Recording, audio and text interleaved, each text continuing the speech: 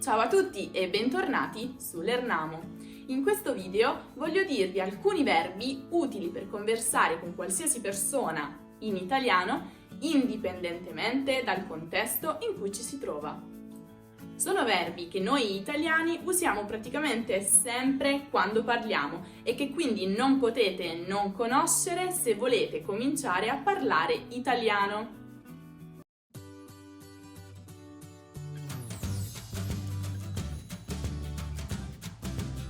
Iniziamo col primo.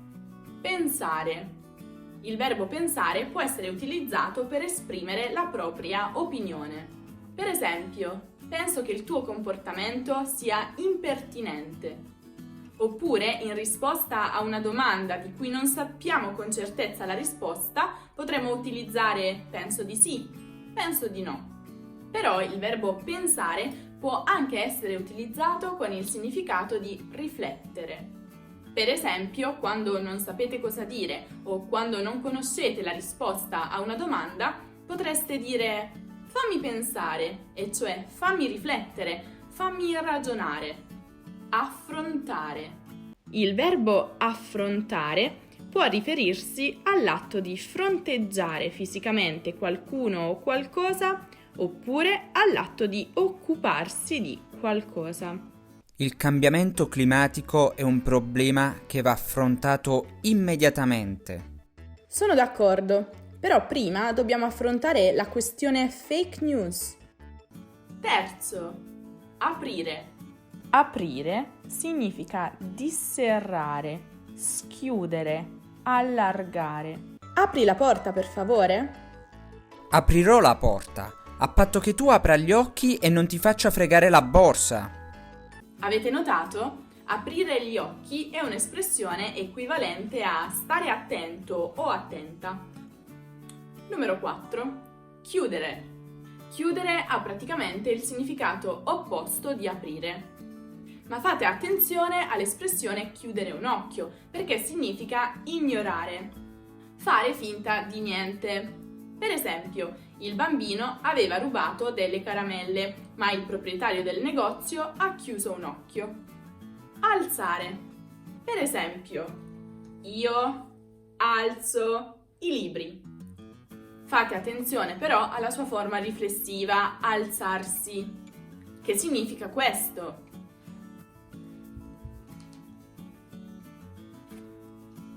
Oppure svegliarsi dopo aver dormito. Capire. Capire significa comprendere, afferrare con la mente. Non ho capito. Cosa hai detto? Ho detto... Non ti capisco. Lavorare. Lavorare significa svolgere una determinata attività fisica o intellettuale, generalmente in cambio di una certa somma di denaro. Per esempio, il mio attuale lavoro è insegnare l'italiano. Trovare. Trovare significa rinvenire qualcosa che si cerca o si desidera. Per esempio, ieri ho cercato un mio vecchio libro per 3 ore, ma non sono riuscita a trovarlo. Festeggiare. Festeggiare significa celebrare, sottolineare o ricordare qualcosa tramite una festa. Per esempio, io e Rocco abbiamo festeggiato il raggiungimento di 10.000 iscritti con una festa. Ve la ricordate? Abbiamo pubblicato il video sul nostro canale. Dare. Dare significa passare, porgere qualcosa a qualcuno. Dammi una ragione per crederti. Eccola! Giocare. Giocare significa passare il tempo, dedicarsi a qualcosa per intrattenimento, solitamente un gioco. Ma a cosa stai giocando? Dire. Dire significa semplicemente pronunciare, articolare con la voce. Per esempio, Rosalba mi ha detto che non vuole più parlare con sua madre. Perdere. Perdere ha 2 significati principali. Il primo è quello di smarrire. Per esempio, Angela è un po' sbadata, per questo perde sempre le chiavi della macchina. Il secondo è essere sconfitti in una competizione, una battaglia o una sfida. Per esempio, la Juventus perde sempre le finali di Champions League. Scambiare. Anche questo verbo ha due significati. Il primo è dare qualcosa per qualcos'altro. Per esempio, da piccola ho scambiato la mia bambola per un aeroplanino. Mi è sempre piaciuto viaggiare. Il secondo significato è confondere. Per esempio, ieri ho scambiato la mia vicina di casa per mia madre. Vedere. Questo verbo indica l'atto di notare qualcosa attraverso il senso della vista. Di solito, vedere è un atto involontario, mentre guardare e osservare indicano il notare qualcosa volontariamente, con attenzione. In ogni caso, se volete approfondire la conoscenza di questi verbi, date un'occhiata al video che ho realizzato. Trovate il link qui nella card e nella descrizione. Andare. Questo verbo significa recarsi in un luogo o presso qualcuno. Per esempio, stasera vado al cinema a guardare l'ultimo film di Checco Zalone, Tolo Tolo. Attenzione però a non confondere questo verbo con venire. So che questi due verbi creano spesso un po' di confusione negli stranieri a causa del fatto che spesso nelle altre lingue si usano in maniera leggermente diversa. Per questo vi consiglio di guardare il video che affronta proprio questa differenza, cioè la differenza tra andare e venire. Lo trovate qui e qui. Espressione del giorno. Chi troppo vuole, nulla stringe.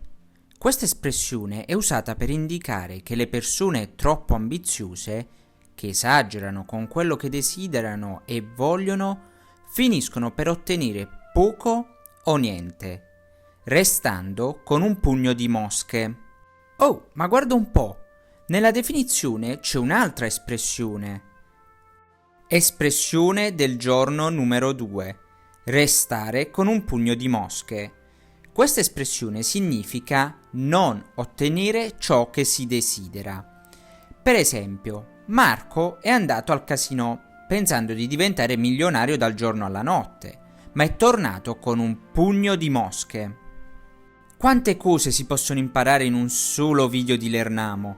Quasi quasi conviene iscriversi al canale, no? Eppure gratis. Quasi quasi. Oh, un'altra espressione. Espressione del giorno numero 3. Quasi quasi, usato soprattutto nella lingua parlata, si usa per indicare un'indecisione, un'incertezza. In alcuni contesti equivale a dire forse. Per esempio, quasi quasi stasera non esco, cioè forse stasera non esco.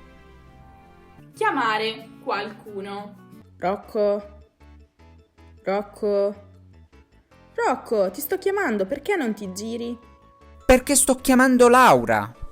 Come avrete notato, questo verbo si può usare sia di persona, sia quando usate il telefono come sinonimo di telefonare.